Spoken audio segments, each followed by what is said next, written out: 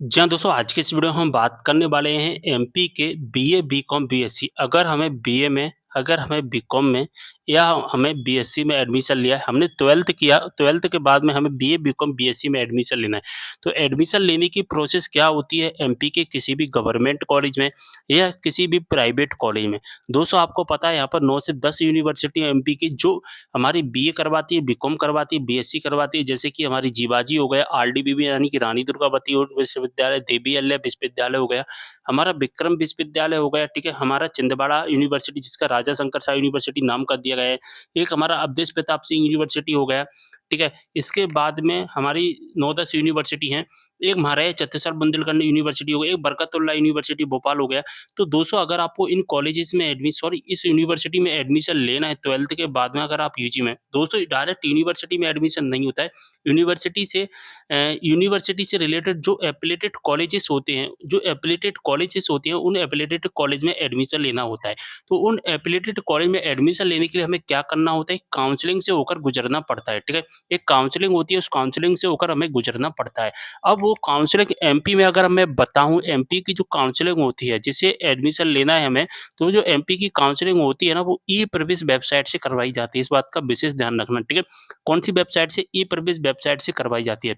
ई-प्रवेश website में यहाँ पर 3 राउंड होते हैं, एक फर्स्ट राउंड होता है, एक सेकंड राउंड होता है, एक सीएलसी राउंड होता है, ठीक है? इन 3 राउंड में हमें एडमिशन लेना होता है। अब दोस्तों ई-प्रवेश की काउंसलिंग है एमपी की स्टार्ट कर दी गई है बीए, बीकॉम, बीएससी की, ठीक है? अब एडमिशन लेने के लिए हमें क्या करना है? मैं आपको बताऊँ यहाँ पर एडमिशन लेने के लिए हमें क्या करना होता है, सबसे पहले हमें एक 3 प्रोसेस से होकर गुज़रना पड़ता है। हमारी 3 प्रोसेस होती हैं, कौन-कौन सी प्रोसेस होती है मैं आपको बता दोस्तों पहली होती है हमारी रजिस्ट्रेशन की प्रोसेस, तो हमें सबसे पहले क्या करना होता है, सबसे पहले हमें रजिस्ट्रेशन करना होता है, ठीक है? रजिस्ट्रेशन करना होता है, रजिस्ट्रेशन कैसे क्या हुआ, कितनी लास्ट डेट रखी गई, ये सारी इन्फॉर्मेशन को बताऊँगा। दूसरा जो काम होता है हमारा चॉइस फिलिंग का काम होता है, ठीक है? चॉइस फिलिंग कैसे होता है, कितनी फीस लगती है, वो भी बताऊँगा। तीसरा जो काम होता है हमारा डॉक्यूमेंट वेरिफिकेशन का, डॉक्यूमेंट वेरिफिकेशन कैसे क्या होगा सारी इन्फॉर्मेशन बताऊँगा। चौथा काम होता है हमारा मेरिट लिस्ट का, ठीक है? मेरिट लिस्ट में हमें पता चलता है कि हमें कौन-सा कॉलेज मिला है, कौन-सा कॉलेज नहीं मिला है, ठीक है? तो यहाँ पर दोस्तों ई-प्रवेश वेबसाइट से एडमिशन लेने के लिए हमें इन 4 स्टेप्स को फॉलो करना होगा, तभी हमारा एडमिशन्स क्लियर होगा, ठीक है? अब दोस्तों एडमिशन लेने के लिए मैंने आपको बताया था 3 राउंड निकाले गए हैं ई-प्रवेश में। एक पहला राउंड, एक दूसरा राउंड, एक तीसरा राउंड।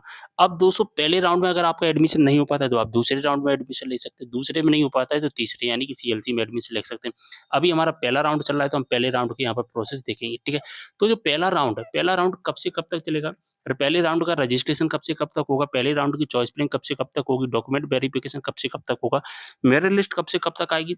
सारी इन्फॉर्मेशन को आज के इस वीडियो के माध्यम से देखें। तो हमारा जो पहला राउंड होगा दोस्तों वो पहला राउंड 1 मई से लेकर 3 जून तक चलने वाला है, ठीक है?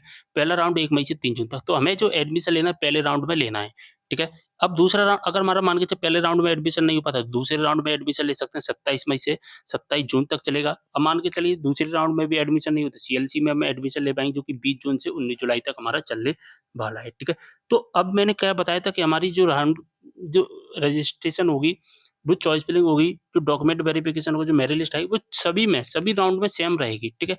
बस अगर आप फर्स्ट में नहीं ले पाते हैं, तो दूसरे में एडमिशन ले सकते हैं, बस ये होता है इसलिए राउंड यहाँ पर निकाले जाते हैं, स्टूडेंट को मौका दिया जाता है, यानी कि स्टूडेंट को 3 मौके दिए गए हैं एडमिशन लेने के लिए, ठीक है?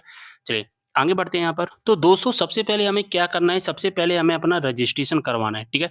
रजिस्ट्रेशन की फीस ₹150 रखी जाती है और फीमेल के लिए कोई भी फीस नहीं रहती है, फीमेल का फ्री रहता है, मेल के लिए ₹150 की फीस रहती है, ठीक है? यहाँ पर हमें रजिस्ट्रेशन करना होता है, 12th क्लास के बेसिक पर हमारा रजिस्ट्रेशन होगा। रजिस्ट्रेशन 20 तारीख तक होगा, 20 मई तक होगा हमारा रजिस्ट्रेशन, 1 से लेकर 20 मई तक हमारे रजिस्ट्रेशन होंगे। हमें यहाँ पर रजिस्ट्रेशन कंप्लीट कर लेना है। जैसे ही हम अपना रजिस्ट्रेशन कंप्लीट कर लेंगे, ठीक है? इसके बाद में हमें क्या करनी होगी चॉइस फिलिंग। चॉइस फिलिंग में हमें ये बताना होता है कि हमें कौन-कौन से कॉलेजेस में एडमिशन लेना है। हमें कौन से कॉलेज में एडमिशन लेना है, उसकी जो लिस्ट होती है वो हमें चॉइस फिलिंग में देनी होती है, यानी कि प्रेफ़रेंस हमें देना पड़ता है चॉइस फिलिंग में। अगर हम चॉइस फिलिंग में प्रेफ़रेंस नहीं देंगे तो हमारा कॉलेज में एडमिशन नहीं हुआ, तो हमें प्रेफ़रेंस देना पड़ता है। इ चॉइस फिलिंग करने का कोई भी पेमेंट नहीं रहता है, फ्री में आप चॉइस फिलिंग कर पाएँगे। तो रजिस्ट्रेशन कैसे करना है, इसका वीडियो बना दिया है, चॉइस फिलिंग कैसे करना है, इसका भी मैंने वीडियो बना दिया है। नंबर 3 पे काम होता है हमारे डॉक्यूमेंट वेरिफिकेशन का, ठीक है? जो हम अपना एडमिशन करवाने के जो रजिस्ट्रेशन करते हैं, जो चॉइस फिलिंग करते हैं, इन दोनों कामों को होने के बाद में हमारा तीसरा काम होता है रजिस्ट्रेशन का, सॉरी डॉक्यूमेंट वेरिफिकेशन का। अब डॉक्यूमेंट वेरिफिकेशन डिपेंड करता है रजिस्ट्रेशन पे। जब हम रजिस्ट्रेशन करेंगे, रजिस्ट्रेशन कंप्लीट होने के बाद सबसे लास्ट में अगर हमें ऑनलाइन वेरीफाई दिखाई देगा, रेड कलर में बड़े-बड़े अक्षरों में ऑनलाइन वेरीफाई दिखाई दिखाई देता है, मैंने रजिस्ट्रेशन के वीडियो में बताया है लास्ट में, तो इसका मतलब है हमारा document verification on the spot हो गया। ऑन द स्पॉट हो गया तो फिर हमें रजिस्ट्रेशन कराने की कोई भी झंझट नहीं है। अगर वहाँ पर आपको दिखाई देता है नॉट वेरिफाइड तो इसका मतलब अभी आपका रजिस्ट्रेशन नहीं हुआ, 3-4 दिन में आपका रजिस्ट्रेशन हो जाएगा, सॉरी डॉक्यूमेंट वेरिफिकेशन हो जाएगा और आपके रजिस्टर्ड मोबाइल नंबर पर भी मैसेज आएगा आ जाएगा कि आपका जो डॉक्यूमेंट वेरिफिकेशन है कंप्लीट हो चुका है, ठीक है? अब दोस्तों ये सारी चीज़ें होने के बाद में फिर हमें इंतज़ार करना है मेरिट लिस्ट का। हमारी मेरिट लिस्ट निकाली जाएगी, हमें कॉलेज मिला है, हमें कॉलेज नहीं मिला है, वो हमें मेरिट लिस्ट में पता चले। अगर हमें कॉलेज मिल जाता है तो फिर हम इसकी फीस भर देंगे, अगर कॉलेज नहीं मिलेगा फिर तो फिर हम दूसरे राउंड का इंतज़ार करेंगे। तो ये प्रोसेस है पूरी एडमिशन की, ठीक है? रजिस्ट्रेशन कैसे करना है, चॉइस फिलिंग कैसे होगी, डॉक्यूमेंट वेरिफिकेशन के बारे में भी एक अलग से मैंने वीडियो बना दिया है, जिससे क्या है आपको उस वीडियो में मैंने कंप्लीट चीज़ें बताई हैं कि डॉक्यूमेंट वेरिफिकेशन कैसे क्या होता है, सारी चीज़ उन वीडियो में मैंने बताई हैं, ठीक है? सभी के लिंक आपको डिस्क्रिप्शन बॉक्स में मिल जाएँगे। अगर आपको एडमिशन लेना है तो एडमिशन ले लीजिए जल्दी से। एडमिशन की प्रोसेस भी मैंने आपको समझा दी। अगर आपको कोई भी डाउट है आप कमेंट कर सकते हैं। मिलते हैं अगली वीडियो में एक और जानकारी के साथ, तब तक के लिए बाय।